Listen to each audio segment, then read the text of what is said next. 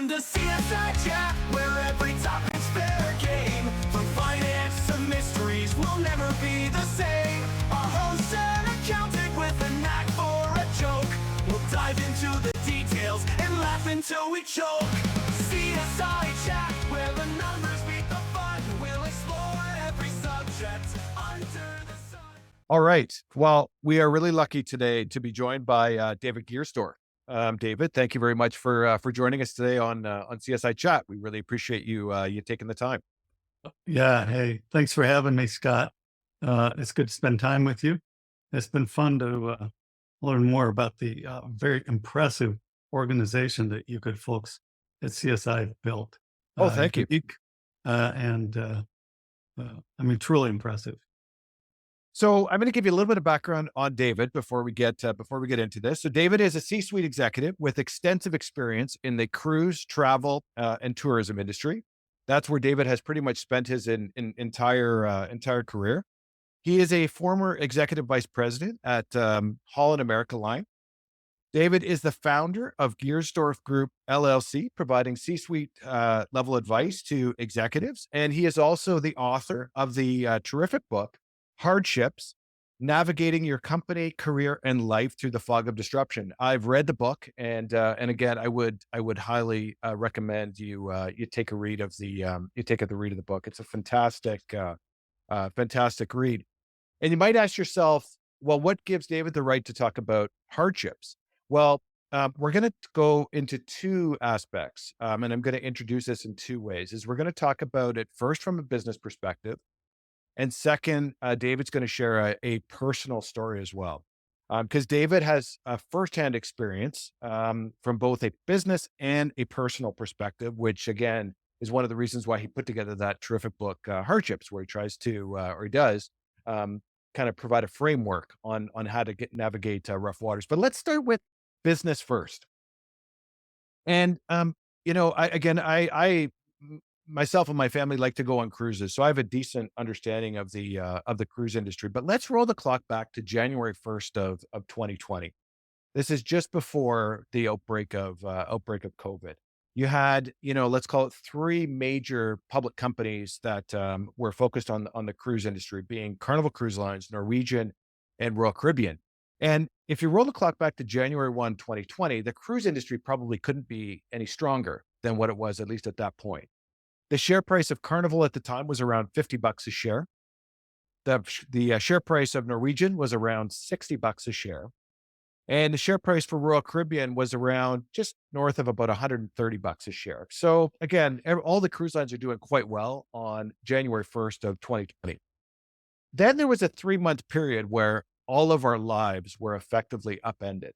And when it relates to the cruise industry, they were probably, if you were to rank the industries that were most impacted by COVID, the cruise industry might be at the top of that list, certainly in the top 5, and they might actually be number 1.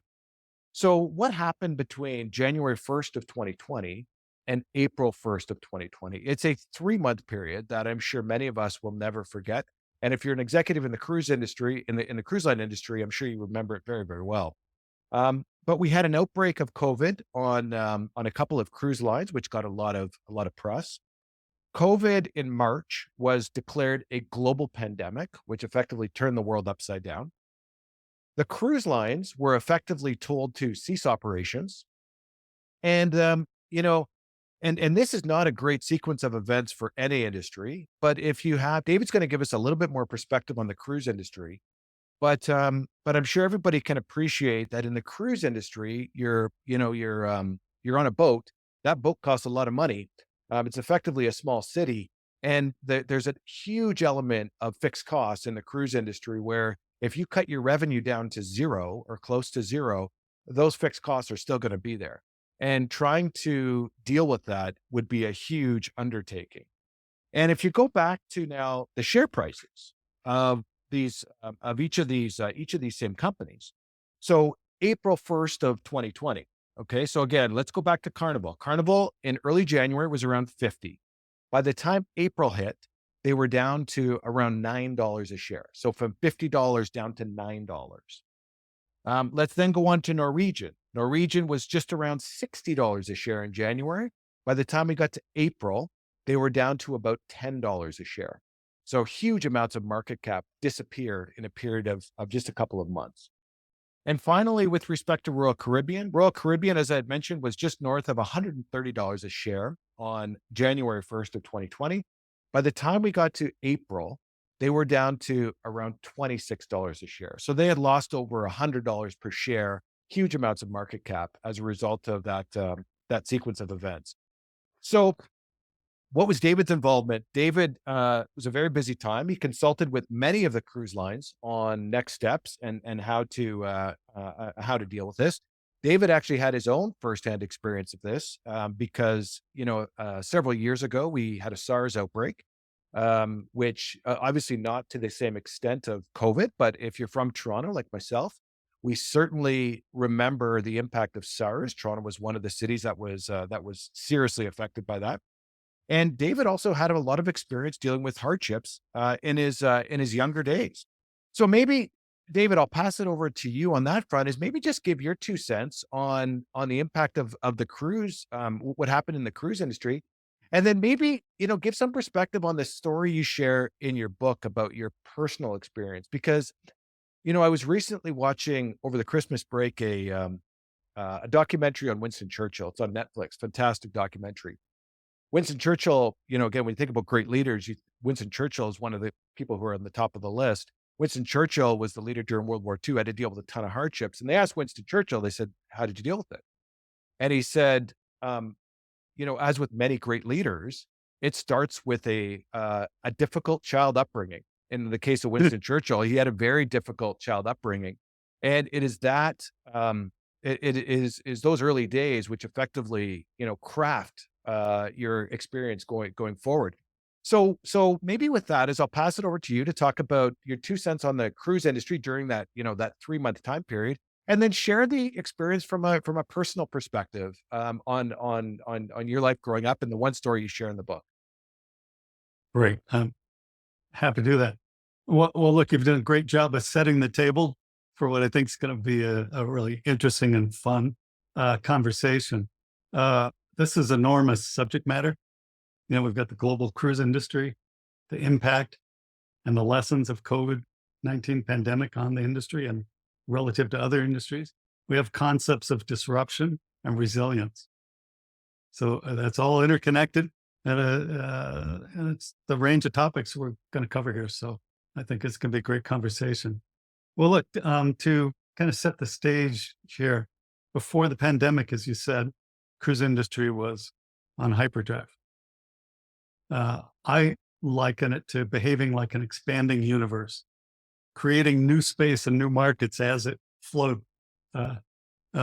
with momentum pushing behind it. Demand was being driven by a powerful value proposition, creative differentiation from other vacation types, exceptional satisfaction levels, and new markets emerging for cruising, Asia, China, India, all entering onto the stage and bringing enormous new numbers of cruisers and potential cruisers to the business. New ships couldn't be built fast enough. Shipyards were operating at capacity. Even China saw the opportunity, partnered with cruise lines to set up shipyards capable of building world-class cruise ships. So the momentum was extraordinary. Seemed like we could do no wrong. And then in a matter of weeks, literally, as you described, everything stopped. Yeah. What took 60 years of momentum on a global footprint that took 60 years to build came to a screeching halt in just 4 weeks. And using the universe analogy, the contraction was absolute. Just imagine that outward force being sucked. What the kind of shock it would take to suck all that back in to, a beginning point, which is what happened. It's hard to appreciate the shock that represented. It wasn't a slowdown. It was a hit the wall at full speed event. You mentioned, unfortunately, as part of all this, in the early stages when the world was trying to determine what is this virus, what does it mean? How contagious is it? Um, there were a few notable cruise ship incidents, and in particular, on the global stage and media, um, the quarantined Diamond Princess off Japan's coast was probably the worst. And the way that was handled by the health officials at the time wasn't, as it turned out, the correct way, and they actually worsened the situation. But those are the lessons you learn and go forward with. It was even thought that small ships in pristine environments like the Antarctica would be immune to a degree Wow. from an outbreak aboard. But yet, a very serious situation occurred uh, on the Greg Mortimer, a expedition ship of about 200 passengers in Antarctica. So all of a sudden, it was clear no one was immune, especially in the cruise industry, to a rapid and serious outbreak of this virus. And given the older guests on some of these cruises, the pandemic, the virus, as we know, is particularly dangerous to a certain age group. So Yeah. high concentrations of those age groups, a new virus yet unknown, and the cruise industry front and center in the news, doing its best to deal with the outbreaks, but also not to become the poster child of COVID-19. So cruise ships ordered to stop operations indefinitely with no timeline. Just the initial stop order was 30 days. Then it got extended and extended and extended. A rolling, shutdown, so to speak. Billions of dollars disappears. Thousands of jobs disappear. Communities dependent on cruise tourism left with an uncertain future. A pretty serious and dramatic situation. And I'll say that the economic setbacks were only part of the story. The immediate need to repatriate literally hundreds of thousands of crew members to their home countries who were aboard these ships when borders are closing, flights are canceled, Yeah. health Wow. restrictions are in constant flux. It became a logistical nightmare and also a human drama. It didn't, really get the coverage that it deserved, but let's say the men and women of the industry who work on the ships carried a real brunt of the pain in the early stages of Yeah. COVID. So it wasn't, I like to say, it wasn't just a disruption, it was reckoning for really a popular and attractive and well-meaning industry. Yeah. Your financial slides give a good sense of the story. I'll just kind of summarize as well. Since the period immediately before COVID, and of course the big fall in share prices that you detail, where we sit today is Royal Caribbean, the stock price is double what it was Yeah. pre-COVID. Market cap is 2.5x. Wow. Now, true debt is 2.5x as well. And we'll talk about the role debt played in surviving this event. Carnival Corporation stock price remains at half of where it was. Yeah. Wow. Market cap's almost back, very close to being back. Debt is 3x. Wow. And for Norwegian Cruise Line Holdings, the stock, like Carnival, is half of what it was pre-COVID, not back yet. Market cap is almost back, like Carnival Corp, and debt is 2x. So I think what's in these numbers is the dramatic comeback that has occurred and is continuing to occur across the industry. And of course, we have visibility into these publicly traded cruise groups, but there's many other cruise operators around the world as well. Yeah. So some companies didn't make it. some notables. Pullman Tour, the big Spanish cruise group owned by Royal Caribbean, was the first sizable casualty in the cruise industry of the pandemic. Genting of Hong Kong, the owner of Crystal Cruises, Dream Cruises, Star Cruises, big imprint in the cruise Yeah. business, went bankrupt, Wow. exited the business, and many small cruise brands just didn't have the financial wherewithal or momentum to withstand and sustain a hit of so long a time of non-operating. Interestingly, new cruise ships come in a pipeline that starts far ahead in time. So there were deliveries of new ships coming that couldn't be stopped. Yeah. Wow. They were coming. Okay. So in the midst of, the period immediately after the pandemic, 21, 22, 16 new ships came into the market for the major cruise lines, 44,000 new berths, $8 billion investment was a trailing, commitment.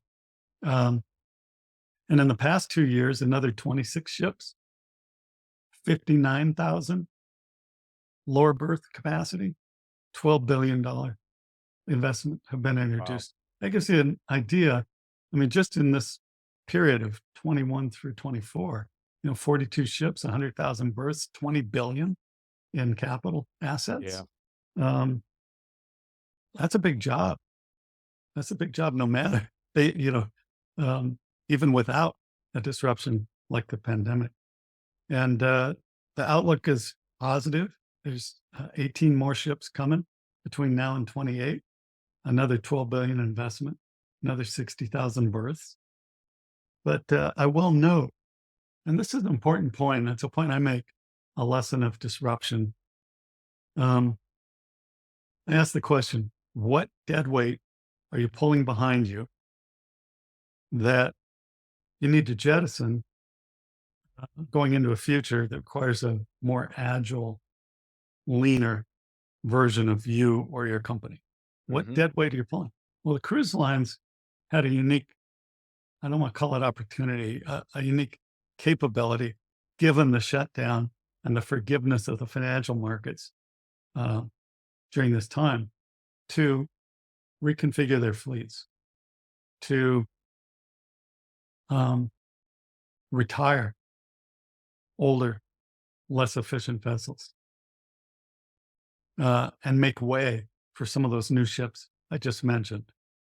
So while there was a lot of new building going on, there was also 33 ships exited the global fleet, 52,000 berths, about half of what the new capacity that's entered, and many billions of dollars of write-downs. So, right now the industry stands at 675,000 total berth capacity. That's the big guys, the brands that all belong to the Global Cruise Industry Association, CLIA, which keeps track of these statistics, headed towards 750,000 berths by 2028. To put that in the context of passengers per year, a berth can, on an average 7-day sailing, can perform 50 turnovers a year. So those 675,000 berths I just mentioned are good for about 35 million cruise guests in a year. Wow.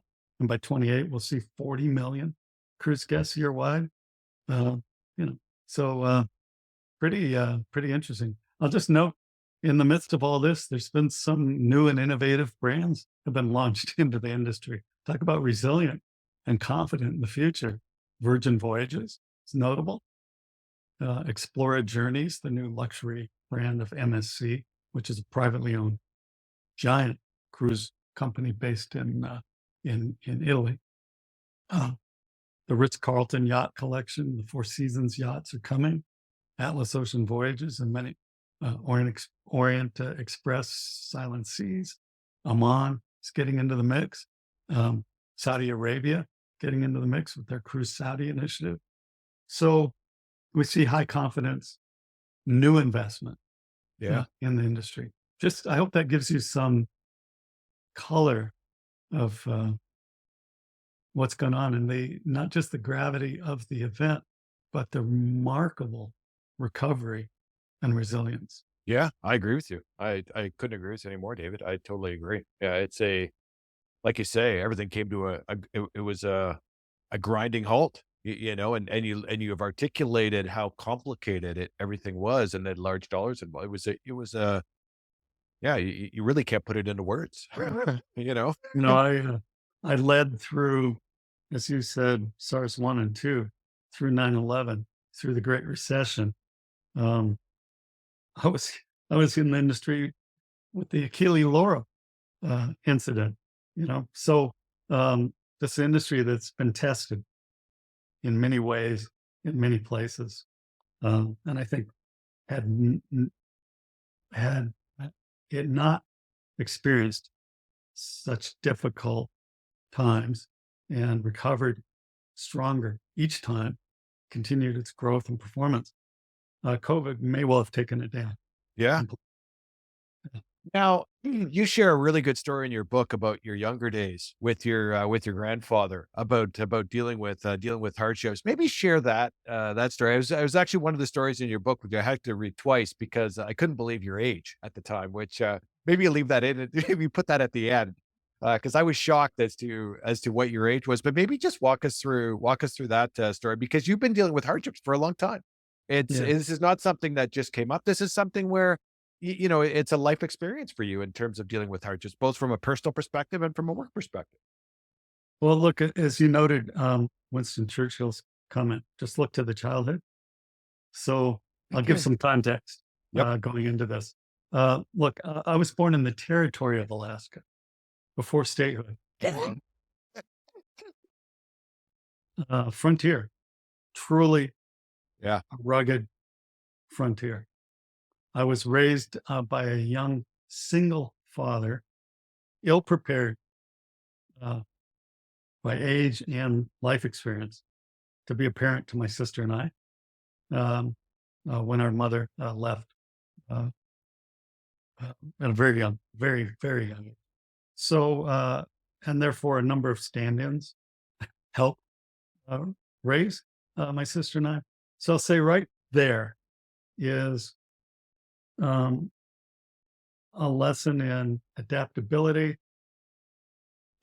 lack of control, lack of stability, uh, you know, um, and somehow in all of that, I found a way to manage my state, to um, uh, just maintain an idea of my worth and an appreciation that maybe I couldn't control everything happening to me or around me, but I could control my response to it and Yep. how I valued myself.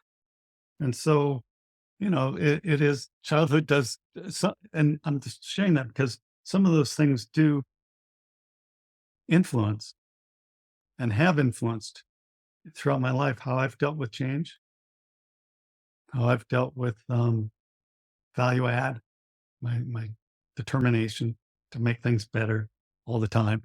You know, Yep. the kind of parent I've been to improve on my experience in my life. So, so as part of this um, experience of um, having several different people, authority figures in my life, my grandfather stood out really as one of the best for me. Yep. I treasured my time with him. He's a rugged individual, Montana oil field wildcatter, Bronco rodeo champion, Golden Glove Wow. boxer, Hmm. tough, silent generation male. And he was a subsistence hunter. So a lot of the times when a school break would happen and I would have the chance to be with my grandfather for extended periods. Um, it involved hunting and fishing, filling his freezer. And I was free labor for Yeah, packing, exactly. packing game, you know, out of the woods. It's hard work. So, but I learned so much from my grandfather uh, in doing that. Uh, one particular um, hunting trip was absolutely epic. We flew into Yakutat, which is a remote community on the Alaska coastline. We flew in on a combination cargo and passenger plane. From there, we took a bush plane into the wilderness, 30 miles in, up to a landing strip, but a dirt landing strip covered with ice at the time and packed snow along the edge of the Middle Dangerous River.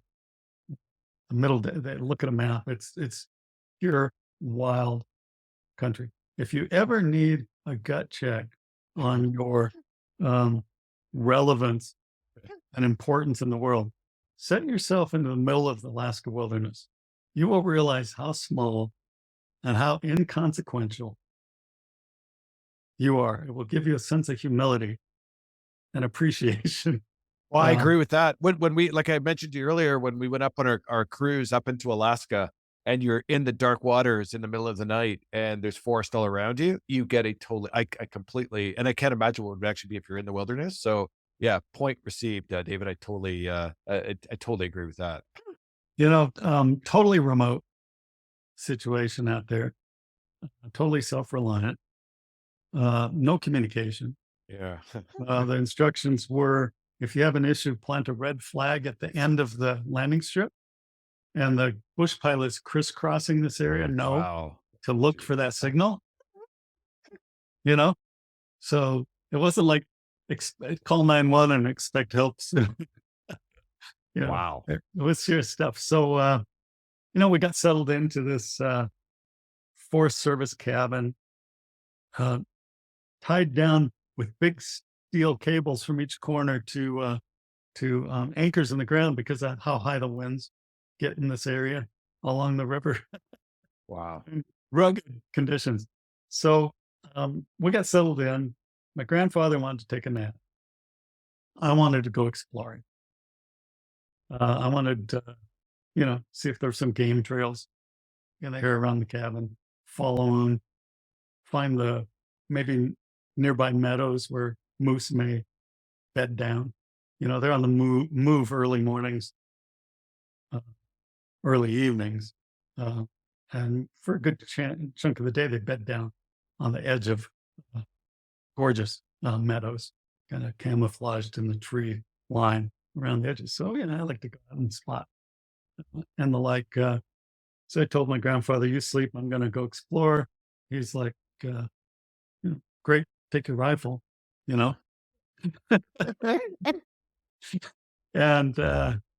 we had a plan, we had contingency plan. And it was a good plan. It was, listen, if you get into trouble out there, lost or otherwise, fire 3 shots. That's the SOS signal in the wild. Fire 3 shots. I'll hear it. I'll shoot once, says my grandpa. And then you shoot once, and I'll shoot once, and we'll find each other through the sound. I'll be able to locate you. That's a good plan, right, David? That's a good plan, right? Iterative, iterative wayfinding. So that was the plan. I'm highly confident. I've got my rifle. I'm well trained on it, how to use it. And I wander off following a trail. Now, another thing about being in the wild in Alaska, you'll hear the bear. You'll hear them snorting. They're digging at roots or moss or whatever they're doing, snoring. You'll hear them. Sometimes they'll smell you first and they'll stand up on their hind legs and you'll be looking over the alder brush. Alder in Alaska is about 4 feet high. You fight your way through it. It's so tall and strong. they'll raise up and you'll see them looking, trying to spot you. They have terrible eyesight, but they wag their nose trying to get the smell. So sometimes you'll walk into a meadow and find yourself surrounded by bear. You know, Wow. it's amazing thing. So, oh, good respect for bear. We lost a moose to bear on a previous hunt. They simply took ownership of our moose, and that was that. So I heard bear. I wanted to steer clear, veered off the game trail, thought I knew what I was doing. Pretty soon I'm totally disoriented. I'm not quite sure the way back to the cabin, but I did know that if I got to the river, since the cabin was on the riverbed, I could just follow the river. Right. So I worked my way through the forest and the alders to the riverbank, came out pretty high above the river. And I thought, a lot easier going if I get down there on the riverbank and walk along and then scramble back every once in a while to the spot where the cabin is. So, so it's muddy, wet, like you would expect. I'm in heavy clothes. Those weren't the days of technical outerwear. Yeah. These are the days of heavy, big, heavy coat, layers of, for warmth, big boots. You wouldn't want to go swimming in those clothes. Let me put it like that. So I get down, I'm walking along the riverbank, and all of a sudden, the last thing I would ever expect it, the ground just opened up all around me. It just opened up and I just fell. I fell initially waist deep, just boom, in. And I fell into cement, wet cement. Wow. It was heavy, and I had such heavy clothing. And it wasn't just heavy. I'll never forget the sensation of sucking that mud and silt and water sucked at me. It just sucked at me. I tried to move and it would suck. The suction was incredible. And what's your first reaction? I want out of this. Yeah. You start reaching for dirt on the edges to pull and get purchase. It falls away. The hole gets bigger. You sink a few inches deeper. Panic.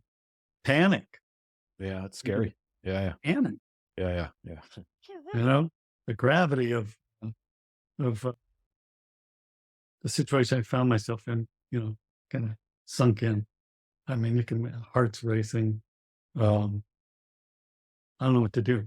Okay, I'll fire 3 shots with my rifle. Back to the game plan. Yeah. Yeah. So I file shot 1. It's booming. I mean, it's just a booming. It's a Winchester 300 Magnum rifle. It's a booming shot. Okay, and it's a bolt action. So I work the mechanism to put the next shell in, and my rifle's jammed. The shell that I had just shot, we self-loaded because of economics, a lot of our ammunition. It expanded in the chamber and wouldn't come out. So I could not put in. So I got 1 shot up. Okay. And then by this point, I know I'm in real trouble. And whatever it was, I'll say a calm came over me that said, survival depends on clearing your thoughts, managing your emotions, and looking at the situation from a different perspective. If I want to escape, I just want to. And what do I have around me? I have 1 alder bush along the edge of the area where I had sunk in on the river. There was one of those strong, stout alder bushes, but I couldn't reach it. But I had a gun. And guess what? The gun had a shoulder strap on it. And, I'll just put it this way. I found a different use for the gun. I turned it around. I held it by the barrel. I reached out, took a few tries, but I got the loop at the, where the shoulder strap attached to the stock of the rifle. I got that thick part of the rifle and the loop over a piece of that alder bush. And it just allowed me to, it gave me some sense that I was stable now. I had something to hang on to. I had some purchase, you know, and that knowledge that I had taken a step to kind of stabilize the situation, I could stop it from getting worse for the moment, really gave me that spurt of hopeful energy, you know. And I started to use that purchase to squirm my way out. And an interesting thing, it's just like swimming. When you can get sideways, get your body sideways, you cover more surface area, Yep. you know, instead of vertical up and down situation I was in. Another lesson in a way, analogy was, change your perspective, change your orientation.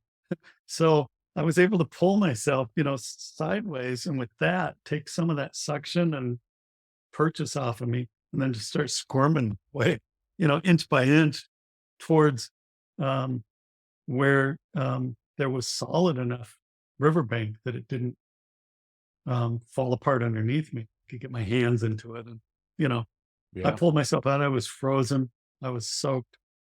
I was exhausted. And I just laid there for a while, and eventually I got up, continued down the river ever more carefully. I got to the cabin. My grandfather had heard the shot, and he'd shot one back, but I didn't hear it because I was in a different state of mind. And, I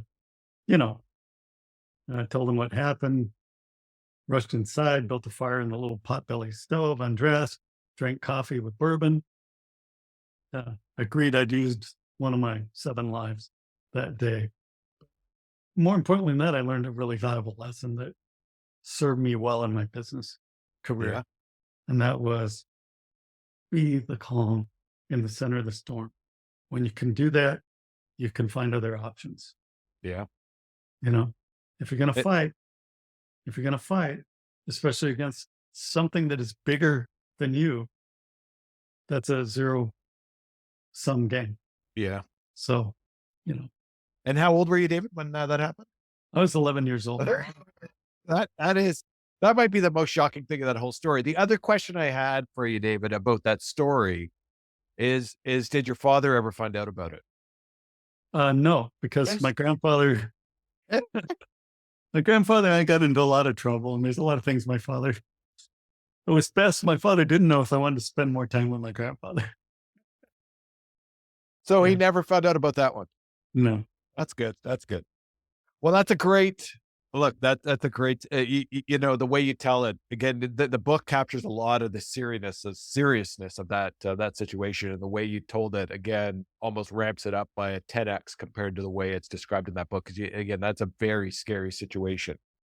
So let's move on then to you spent your life in the cruise and travel industry.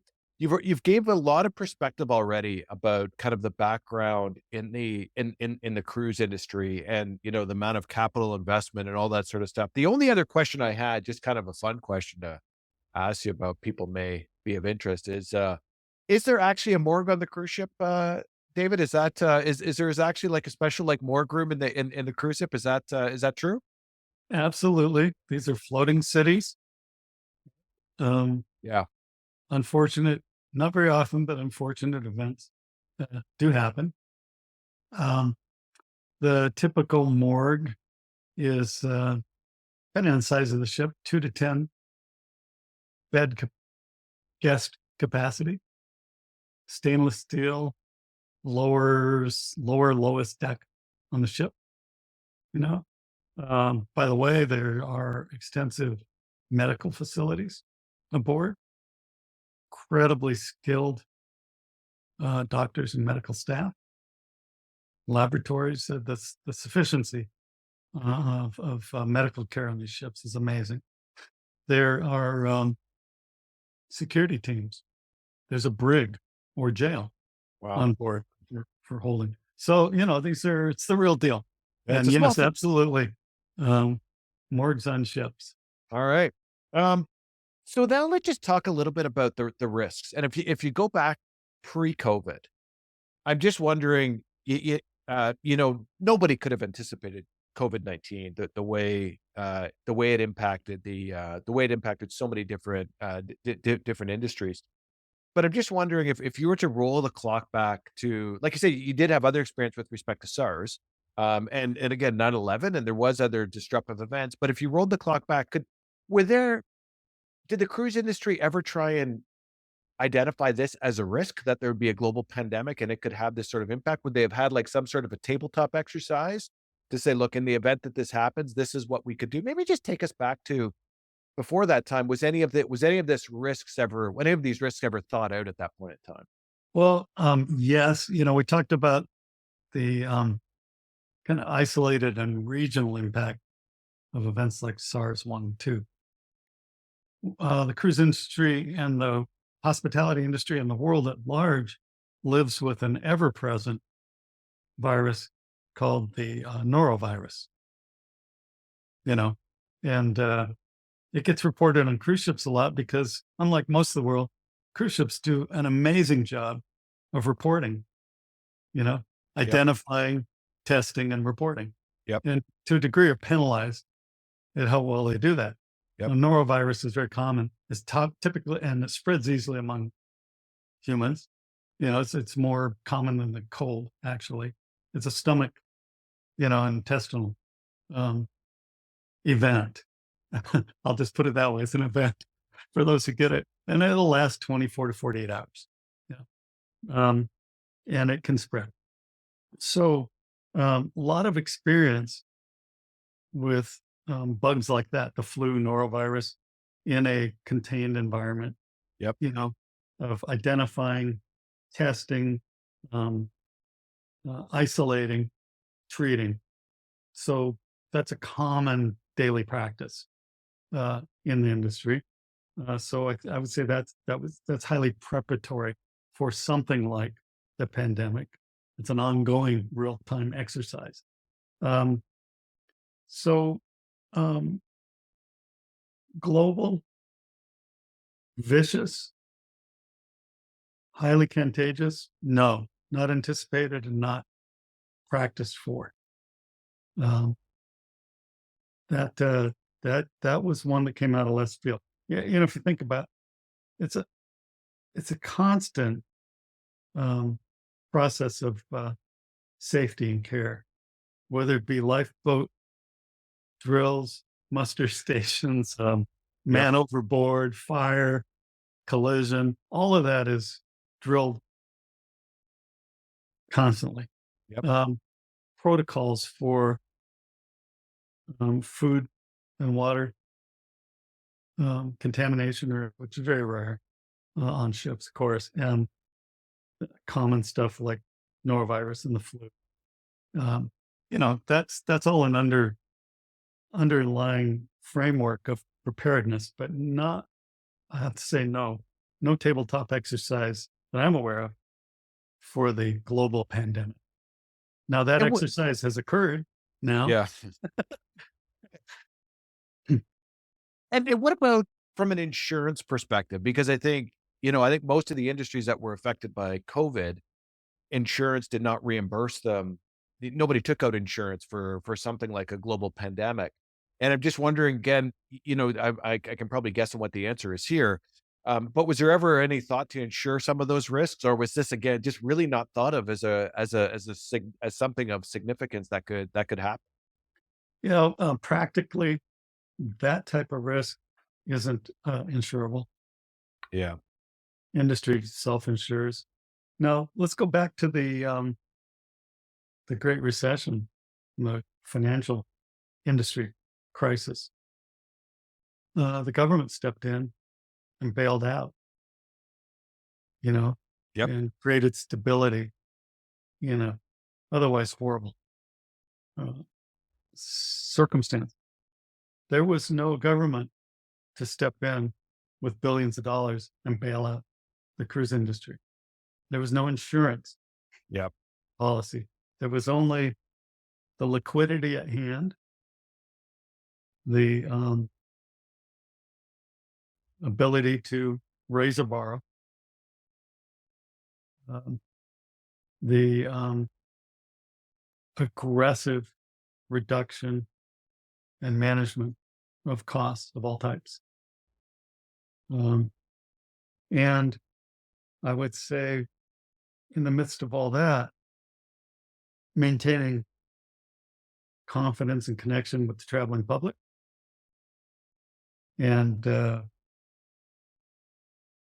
building new relationships and partnerships with public health Yeah. and science organizations. But no, not insurable. You can insure a collision, come in and hit the dock too fast and put a hole above the water line in the ship and do a bunch of Yep. damage to the dock. Hit an underground obstacle, put a hole below the water line.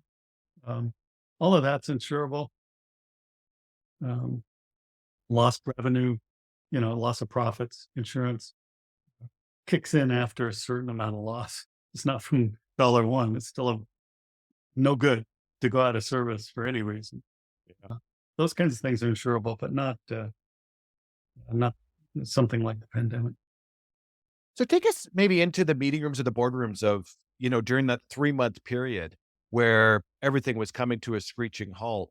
If you talk about, maybe the companies, the cruise industry, the cruise companies that handled it well versus the ones that didn't handle it very well, like what would be some of the lessons that were learned from that? How did they, again, it's all, you go back to the situation you had from a personal perspective. There's the shock that probably takes over saying, oh my God, I can't believe this has actually happened. And then I'm guessing there's a calmness that comes, it kind of similar, right? In terms of how it played out. Maybe just take us into the boardrooms at that Yeah. time, David. What were the companies thinking about during that 3-month time period and the time thereafter in terms of how to deal with this? Well, let me say, we're operators first and foremost. Yep. Looking from the outside, front of the house, gorgeous, beautiful white ships on the world's most appealing destinations and waters, an escape from everyday life, great entertainment, Yep. great service, great food. That's the, that's the experience. Yep. Behind the scenes is one of the most intensely operational industries you could ever imagine. So when we talk about in the boardrooms, we're operators. Cruise executives sleep with one eye open. Yep. You're 24/7 remote cities, completely dependent on the shoreside organization, and a requirement to be as self-reliant, self-contained as possible aboard the ship. So anyhow, an operator mentality.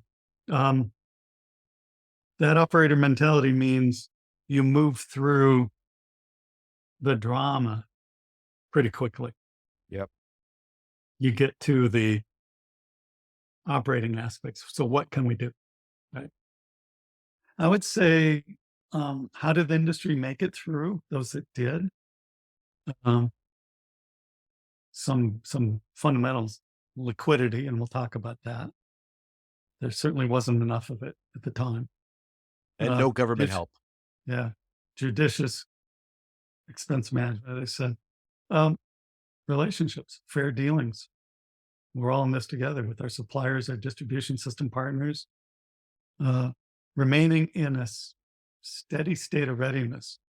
So even though we couldn't operate, there was determination that we would ultimately operate and that it was essential to stay in a steady state of readiness. That meant ships continued to be maintained and ready to go. That essential team members aboard the ships and ashore were kept on salary, employed. Now, tens of thousands were not, but essential, get ready, components of the business were kept together. And I would say also, along with all this, proceeding with an abundance of caution. Yeah. in terms of the reset and the restart. Um, and lastly, and this doesn't get talked about much, keeping the dream alive. I think it's a lesson for all businesses when they're disrupted. You're so immersed in triage, in the drama of the moment at hand, but you need to know um, you're going to come out there's another side to this disruption. Yeah. In the context of time, this is a moment. The decisions and things that you do right now are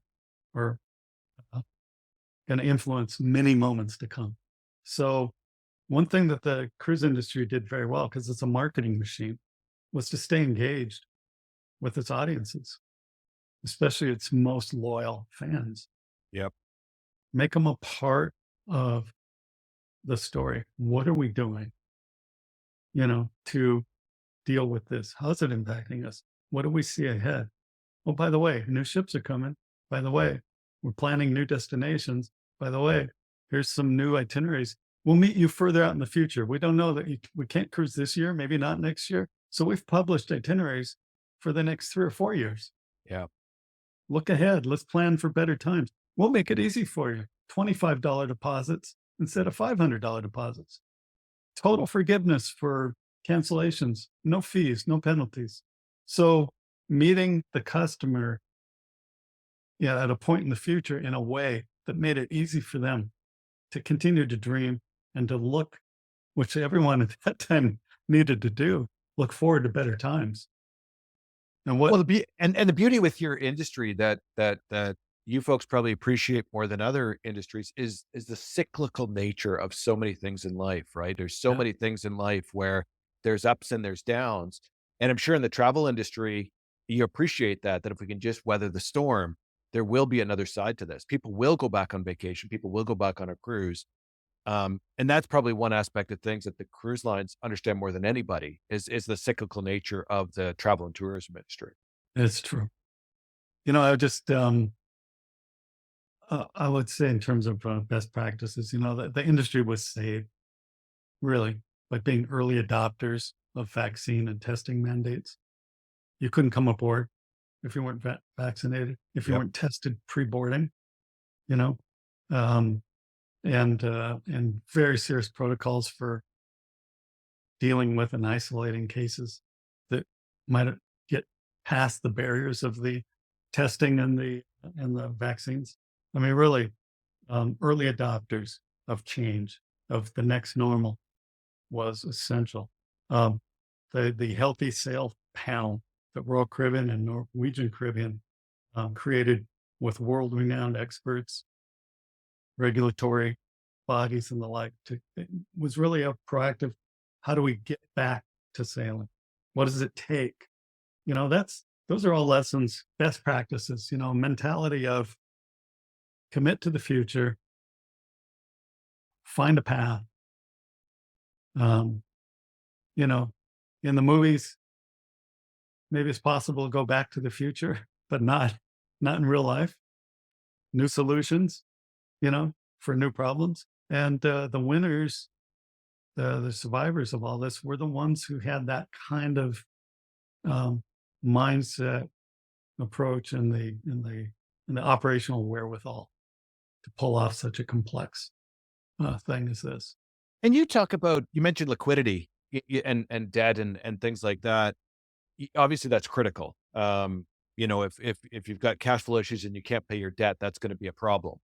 Because I'm sure certain lenders are going to be more forgiving than other lenders.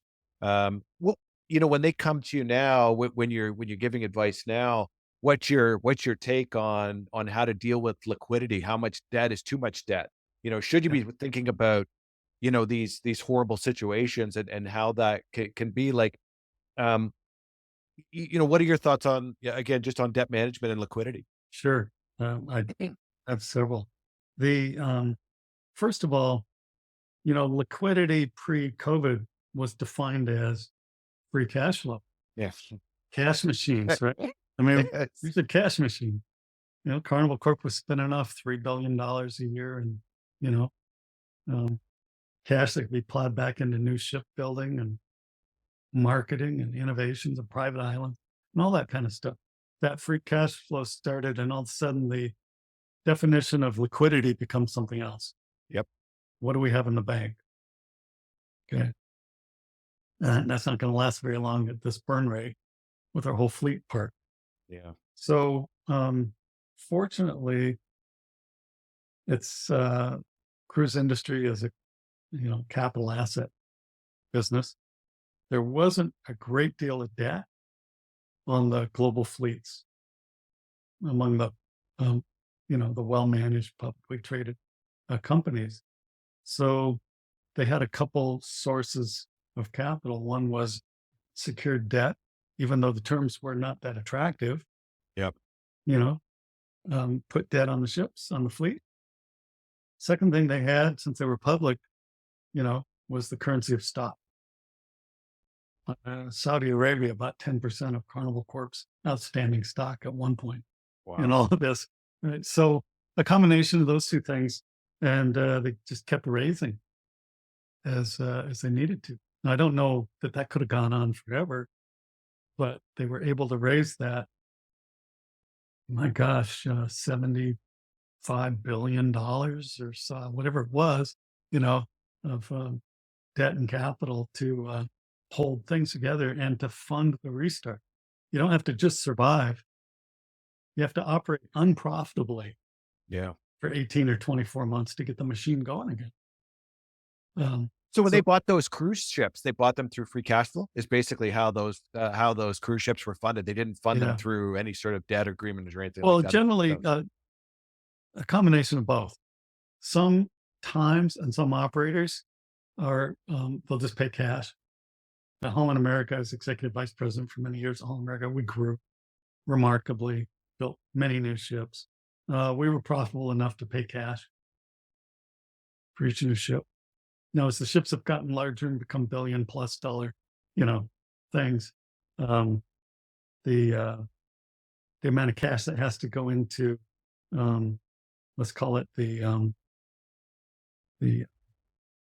down payment, or there's some stake. Yep. That the cruise lines put in to go along with the debt financing, but ships are 85% financed or paid for. So that's the story of the liquidity turned out to be king. Now, where do we sit today? Restructuring the debt to more attractive terms. It's one of the first things you'd do, I know. The paying down of debt. Yep. Who wants all that expensive debt? Let's get rid of it. Ultimately, short term, we get rewarded with EPS, and therefore maybe some improvement in stock multiples and all, but really not too fast. Yeah. The industry had insufficient liquidity, clearly, at the time. That is a lesson that will be seared in the boardrooms forever. Well, it's hard to predict something like that, though, right? On the flip side, like you'd say, hindsight is 20/20. Like, who would have thought that No. something like that would have ever have happened? Yeah. Like if you're, I'm a sports fan. Who would have thought the stadiums would sit empty at a point in time? You like and that's why I'm saying, like, is there just certain events where you just can't predict, and if they happen, they happen. You know what I mean? And you once in a lifetime things. You know what I mean? Yes. Yeah. Hopefully. But of course, those are transformative experiences. Yeah. Too, which help. Let's say we have another global pandemic. I absolutely guarantee you it will be shorter and less impactful. We have the science to turn vaccines that once took 12 years around in a year. We have the protocols and equipment and methods aboard ships and other infrastructure, transportation companies, airlines, and the like, to perform much more effectively. We have a public that understands and,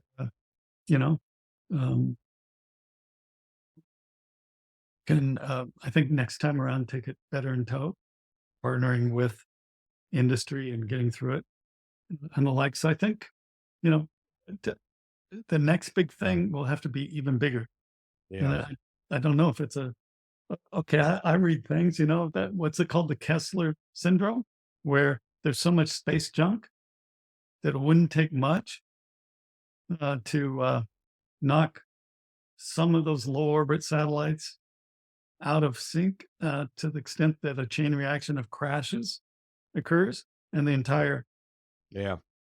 communications infrastructure as we know it is taken down. We go into a dark age, you know. I mean, there's things like that. It'd have to be something on that scale. But as they say, if you can imagine it, it could happen. Absolutely. Yeah. The other thing I want to ask you about is, you talked about the people. How do you build a corporate culture that can withstand, this amount of disruption? Like you said, you talked a lot about, the people and in the logistics and trying to get them back. The amount of issues and problems that, in firefights that they had to deal with, all the folks in the cruise industry was probably, like a daily issue.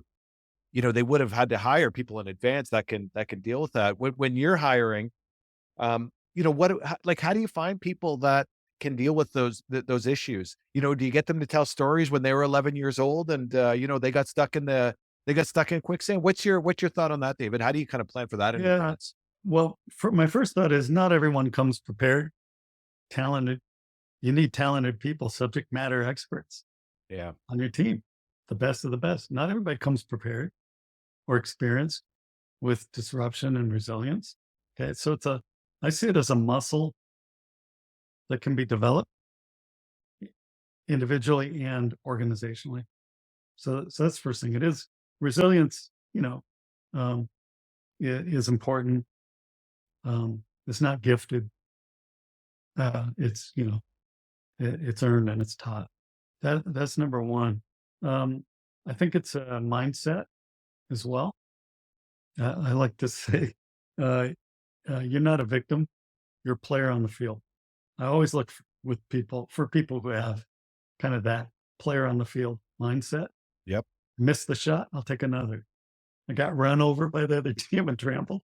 I get up and get back in the game. You're a player on the field, not a victim of circumstance. That's an attitude. You can suss that out with people. Um, I think that, uh, you know, um, you have to be a learning organization where it's okay to make mistakes because mistakes mean we get to learn. Yep. You have to be an empathetic organization, which means we're humans having a shared experience in a business. And what happens in the business happens in our life as well. It's a bit of the emotional intelligence quotient. I think that's part of building resilience and looking for people who have that innately. So I think if you can find the pieces of resilience existing in a good hire, then it's a matter of building um, a broader set of resilient skills and ensuring that the company, that resilience is an embedded process in the company culture as well. Purpose, I like to say, is like a form of alchemy that Yeah. aligns people well. So a strong and compelling purpose is a key part of resiliency. Yeah, so you can tell I feel quite optimistic. Yeah, well, That, what's unique about the cruise industry as well is if you go on a cruise ship, they have an incredibly diverse workforce that is there. Um, probably one of the most if you're looking in a small space, being the cruise ship, we're not talking about a company that is over multiple countries. We're talking about inside of that cruise ship where everybody has to live and get along. That's an incredibly probably one of the most diverse workforces on the planet in terms of the number of different cultures and things like that exist within that cruise ship, right? And when we go, you always see them wearing their different badges on different countries, right? And it's all over the map. And it just and the amount of cultures and things like that are built in. So I just wonder the nature of these cruise ships, the way that they are set up. Are they set up to basically build a very resilient workforce just because of the nature that, the environment that they work in. I think there's that. There's 21 nationalities. Could be more in some cases, but typically you got 21 nationalities, languages, religions, food preferences. All living together, as you say, in a contained, environment for a long period of time. The Yeah. contracts are 3 months to 8 months aboard the ships, and everything that happens on a cruise ship is interconnected. So the teamwork, the effectiveness of teamwork is essential. So yes, the team mentality, the diversity mentality, the respecting each other's unique attributes of culture and language and skill sets is essential. It's a microcosm of, I would say, global best practice. Yeah, I agree with you. Unfolds on a cruise ship every day. So if we take the experience that you had and many others had within the cruise industry during that incredibly disruptive period, um, and we think about it, let's take something that is disrupting many industries today, being artificial intelligence, as being one example. I think there's a lot of industries out there that are concerned about the impact of AI. And in a lot of cases, we don't really know right now what the impact on many of our industries are going to be as a result of artificial intelligence. With all of your experience with disruption, what's your advice to those other industries outside of the cruise industry on how to think about AI and more broadly, maybe how to deal with potential disruption coming down the pipe with respect to artificial intelligence or whatever whatever the potential disruption might be? Look, I think McKinsey very recently coined an apt term: perma-crisis, the age of perma-crisis. They're not talking only about AI and the coming disruptions that we can envision. You Yeah. know, um, AI to me is to a degree about speed. One of the biggest impacts of AI is going to be the speed at which impactful data can be um, accessed, manipulated, understood, and applied. And that's going to have an impact on every organization. How do we adapt to a world that's even faster, where the opportunities and the challenges will emerge even faster, Yep. where the expectations on us for performance will be even shorter term, nearer term. So I think that's going to be one of the powerful, in my experience of using AI to this point, applying it. Of course, we've all applied AI and data, stuff like that in the past, but not in the general way we're now having the tool available to us, right? But I Yep. really believe that the speed um, at which AI will influence uh, business process and progress, if it's put to good use in science, healthcare, going to Mars, you name it. I think it'll speed all that up as well. Um, I have this theory that since the dark ages, we humans have been trying to catch up to the speed of light. We're stardust. We're part of the universe.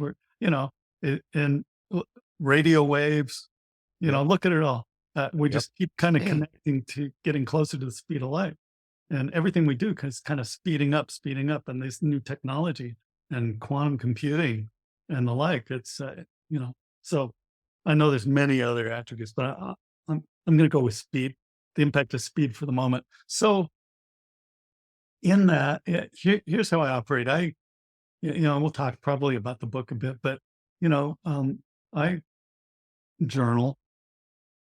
I have all my life. It's one of the ways I kept myself centered as a young person and Yep. processed, childhood and experiences and what I wanted to become as a person. And in doing so, I captured much of my work and business experience. So when I looked back on that in the midst of COVID, and wanted to contribute hardships, how to navigate your company, your life, your career through the fog of disruption, I found that I had done the work Yeah. in my journals. And that really what I had, if I sussed it out, was I had a playbook. I had 6 protocols that I had developed over time and that I continually go back to. And the very first one, and the one most important to what we're talking about, know your waypoint. It's hard to embrace the truth. Business people, organizations, we're goal oriented. We have our eyes on the prize. Yep. We're driving hard. We've worked so hard to make clear our mission and direction and to communicate it. We don't like to let things in to dilute or to divert that focus. So it takes us a while to accept the truth, to be open to the truth. You know what? As leaders, it's our biggest responsibility. And we're surrounded by people inside and outside who don't want us to accept the truth. They want us to get back to work and keep things the way they always were. Okay.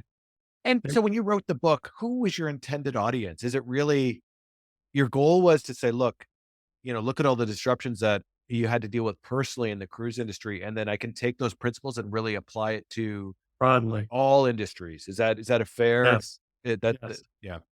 A playbook for, I don't care. Listen, it's disruption has no favorites. When it happens in your business, it's happening in your career and your life, Yeah. like it or not. When it happens in your life, it's going to affect your career and your business. I mean, disruption cuts across. And that was one of the key lessons for me. And that's why I wrote a playbook that addresses, you know, all of those aspects within each of the protocols. But know your waypoint, I believe, is connect the dots to how I got to the moment I'm in. Where am I, honestly, right now? What's emerging around the near corner that I don't want to see, that I don't want to admit? Yep. But I will tell you, it's that thing that's emerging around the corner, like that alder bush on the edge of the quicksand for me. Yep. It's that thing that you need to have the courage to grab a hold of, because it's And going to pull you forward through the disruption and to the other side. We're constantly going through disruption and change. The pace is increasing. We have to become adept at seeing it, embracing it. And I think that has to do with always knowing your waypoint. Where am I? Not where I wish I was, not where I thought I was headed. Where am I right now? That's called truth. It's truth. You know, that to me, that's universal. It's central, and you can't unless you can get to the truth. You can't really effectively discern what's next. And I always say, what's next isn't take a bunch of actions. What's next is stay afloat. You know, you're going through some change. You can be impacted. Are you configured, whether it be liquidity, people, tools? You know, do you have name the type of resource? Are you resourced properly for going through a period of change? Okay. And do you think if you look at, the 3 cruise lines we've kind of spent the most time talking about here, if you look at Royal Caribbean, the one that has kind of bounced back the fastest, do you think they followed your principles more than the other 2? Like, what makes Royal Caribbean different maybe than the other 2? And have they followed some of those principles in your book that have kind of put them where they are as compared to maybe the other 2, which maybe didn't do it in the same way? Yeah. Yes. Let's take Carnival and why not for Carnival, and then I'll talk about why yes for Royal Caribbean. Carnival being the largest cruise group with 9 brands, more complex, Yeah. a greater range of product, uneven recovery among this diverse house of brands.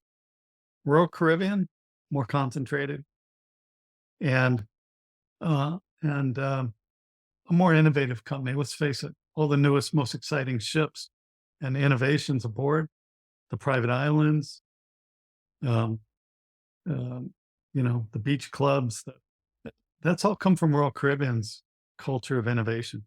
They had to be a scrappy innovator because they were number 2 Yeah. behind the Bahamas, and that um, that innovative spirit, that will science the heck out of this future for them is what I think really propelled them, enabled them to move as quickly and impactfully to connect with new audiences, to bring new product, to scale profitably, um, greater than others. Carnival's they'll catch up, but you can't take the 800-pound gorilla, and say, old story. I have no doubt Carnival Corp, with their financial discipline and their global power and their talent pool, will fully recover and beyond. It just hasn't been as quick a trajectory for them. And I think a lot of it has to do with complexity and the debt load. They have more debt load because of their complexity and number of brands that they decided to keep alive through the pandemic. They took on more debt, but great company. And Norwegian, is kind of that scrappy third player. Yeah. Scrappy's the word. I like them. They just don't have the kind of market power and scale that the other 2 do. So it'll take them some time to recover, but they will. They're a good operator with a great house of brands. But Royal Caribbean really, I gave a speech at the 22 Sea Trade Conference, which is the annual conference of the global industry. And I talked about disruption and some of the key lessons. First of all, disruption is always accompanied by opportunity. The bigger the disruption, the bigger the opportunity. Yep. On the other side. Secondly, a couple of key principles in dealing with disruption: radical innovation, partner with the future, raise your head up above the issues at hand, discern what's coming around the near and further corners, and find a way to partner with that, because that's the horsepower. Leverage the horsepower of the future to pull you forward out of this mess. Okay. Yeah. I think Royal Caribbean did that very well. They're winning hugely with the new to cruise market, the millennials. And there's reasons why, because of how they intentionally crafted their product and their messages go forward. So radical innovation. The other thing is, if COVID taught us one lesson, it's our codependence. When I say recognize deep codependence, it exists within and outside our organizations. Harness relationship capital. You know what? I think relationship capital, which means harnessing your team, harnessing your vendor partners and suppliers, harnessing the spirit and support of your customer audiences, the public at large, that the ecosystem, I think that's a form of capital every bit as valuable as hard currency. And few companies, especially CEOs and leaders who are very focused on the metrics, really recognize the opportunity of relationship capital. Yeah. Okay. Your distribution partners, Royal Caribbean and others gave financial aid to travel agents to help them make it through. Okay. Codependence, Yeah. relationship capital, all that's coming back to serve them very well. So, and lastly, and I talked about this, I think compelling purpose. Eyes on the prize, or find the exit, buddy. You have to have something so compelling that you'll fight for it with every inch and every resource to continue on, to go through the pain on the change. Eyes on the prize. You better have a very clear idea why you're in the business and what you're after, and it Yeah. better resonate powerfully with inside and outside the company. Because if you can harness the compelling purpose, together with relationship capital, together with Yeah. um, radical innovation, you've got a good formula for being a resilient company and withstanding the inevitable pace of disruption. Agreed. Last question for you, David. How do you spend your time today? What's the topic du jour? Where do you get pulled in these days in the in the cruise and travel industry? How are you spending your time consulting and helping these companies? Yes, I'm within and external to the cruise industry because my life and business experiences is fairly broad. I built in between all this cruise stuff. I built a very large marketing communication company with some partners, data company, which we sold to a gigantic publicly traded firm in the communications business. So I've had some pretty diverse entrepreneurial and corporate Yeah. experiences, and so I find that um, board. I mentioned the board of the Alaska Railroad when we were chatting before this began. Boards, investing groups, um, operating companies, all are hungry for outside perspective, experienced advice. That's where these gray hairs become quite valuable. Why I think it's so important that those with gray hair make a commitment to stay relevant, to stay current, so that they have a right to contribute the lessons of their careers and experiences.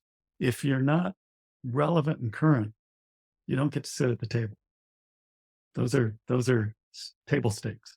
Yeah. Stay relevant, stay current, stay healthy, stay vibrant. And if you do that, you get an opportunity to do the greatest thing ever, which is to draw on your vast experience.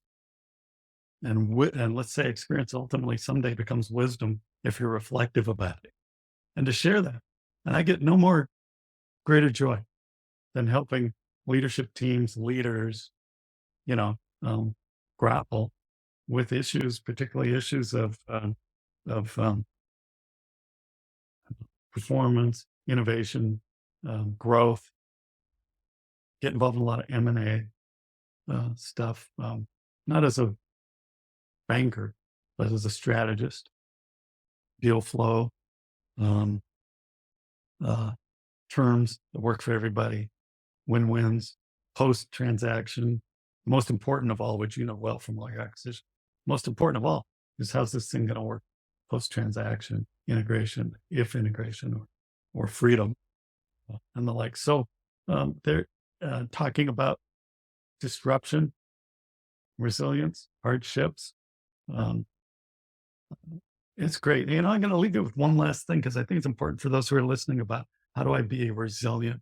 How do I prepare for the unexpected? I have a friend. He's a decorated NASA shuttle pilot. I think still holds the record for the most missions commanded. Wow. Started as a fighter pilot, test pilot, and worked his way up to space. And we talk about risk, disruption. And he said to me, okay, David, look, I'll add one thing to your perspective. We can train for what's happened, right? We can put that under a microscope and figure that out and take steps to ensure it doesn't happen again. If it does, that we know how to handle it. Secondly, we can train for what might happen.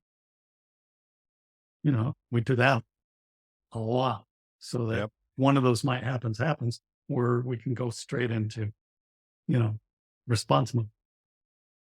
We can't train for the unexpected other than through a principle-based approach. If I can infuse in my organization and my team key principles that will guide them in a unfamiliar circumstance. Now I'm protecting to a degree against that unknown future. And he said every night before a mission, I would lay in bed, anxious like the normal human being would be if I thought of everything, will I handle everything properly? And I would know, and I also need to get a good night's sleep. So I would review my principles for this mission. What are my principles? Here's my principles. The safety of my crew comes first. The integrity of our craft comes second, because without that, You got a problem. Yeah. I got a problem. And finally, the mission, all this thing that we've prepared for and trained for, it comes last. Mission last. Crew, vehicle, mission. He said, once I, just reminded myself that was the order of things, I knew I would do the right thing no matter what. So he impressed on me principles play a role. Yeah. I think it's a great thought to leave on. I think, I think that's great. That's great advice. And I would highly encourage anybody. There's not a more, and we talked about industries most disrupted. Cruise industry is right near the top of the list. David's been firsthand through it. David wrote a book about all of the experiences on and the key principles. Like I said, the book entitled Hardships, what I'd highly recommend everyone take a read of that. Okay. And David, thank you very much for the time today. We really appreciate you taking the time and sharing your perspectives, and hopefully that makes everybody a little bit more prepared and a little bit more resilient to handle the next disruption. But thank you very much for taking the time. We very much appreciate it. Scott, great to be with you. I really appreciate your generosity as a host, and again the generosity of CSI to be open to the message and to invite me to share it and the story. So great fun for me, and I wish you all the best in the year ahead. Great. Well, thank you very much. All right, take care. Well, that wraps another episode of CSI Chat, and I really wanted to thank everybody for listening. If you want to keep up to date on CSI Chat, I would encourage everyone to join our CSI Chat LinkedIn group and or follow us on Twitter/X under CSI Chat. With that, I will get you out of here on a high note with some music, and thanks again.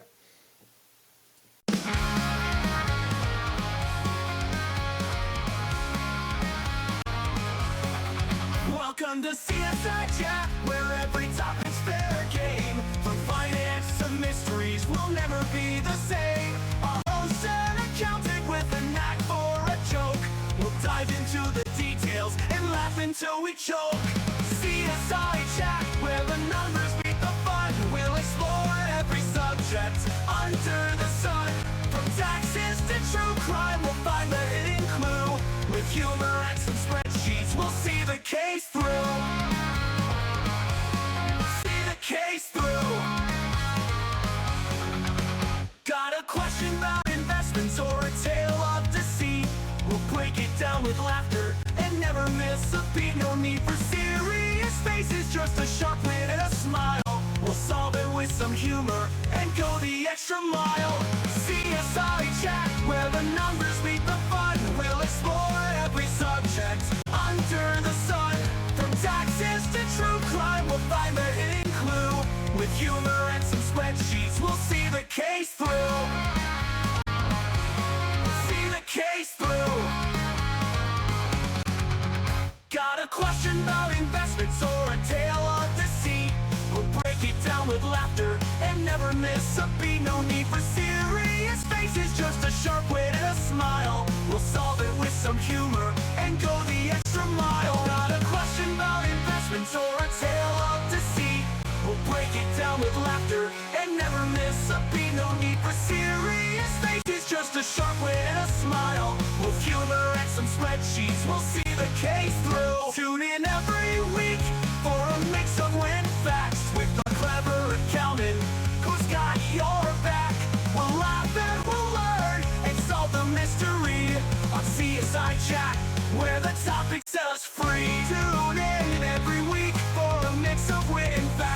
the clever accountant who's got your back. We'll laugh and we'll learn and solve the mystery on CSI Chat, where the topics set us free. CSI Chat is the podcast you'll adore. With our accountant host, you'll always want more. So grab your headphones and join the fun on CSI Chat, where the mystery's never done. We'll see the case